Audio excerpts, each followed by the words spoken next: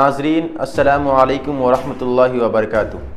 تحریک آزادی میں نمایاں طور پر حصہ لینے والے جوہر برادران سے ہم تمام لوگ واقف ہیں، لیکن کیا ہم جانتے ہیں کہ بھارت کے ان عظیم سپوتوں اور بہادر مجاہدوں کو جنم دینے والی ان کی والدہ کون تھیں؟ ناظرین، فکر و نظر کی خاص پیشکش یوم آزادی سیریز میں آپ کا استقبال ہے۔ میں آپ کا میزبان حبیب الرحمان۔ تحریک آزادی کے خلافت تحریک کی اہم رکن آبادی بانو بیگم کی پیدائش سن 1853 عیسوی میں ہوئی۔ آپ مولانا محمد علی جوہر اور مولانا شوکت علی کی والدہ تھی، جو تحریک خلافت کے سرگرم رکن تھی۔ بی اماں 1853 عیسوی کو بھارت کی ریاست اتر پردیش کے شہر رامپور میں پیدا ہوئی۔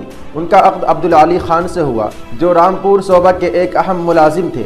بی اماں بھارت کے تحریک آزادی میں شریک رہی اور اپنے کارنامے بخوبی انجام دیے۔ ان کی ایک دختر اور 5 فرزند تھے، جن میں ان کے 2 فرزند محمد علی جوہر اور مولانا شوکت علی تحریک آزادی میں نمایاں طور پر شریک رہے، اور بی اماں بالخصوص خلافت تحریک کے لیے ان کی قربانیاں کبھی فراموش نہیں کی جا سکتی۔ سن 1917 عیسوی کے آل انڈیا مسلم لیگ کے اجلاس میں بی اماں کی تقریر نے اہل امت کو جھنجھوڑ کر رکھ دیا۔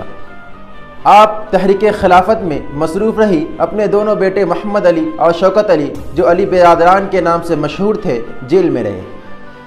اسی دوران میں بی اماں نے تحریک خلافت کے لیے ملک بھر کا دورہ کیا اور اسی تحریک کی روح رواں رہی۔ خلافت تحریک ختم ہو گئی، بی اماں کی طبیعت بھی علالت میں ڈھل گئی اور 12 نومبر سن 1924 عیسوی کو وہ انتقال کر گئی۔ شکریہ۔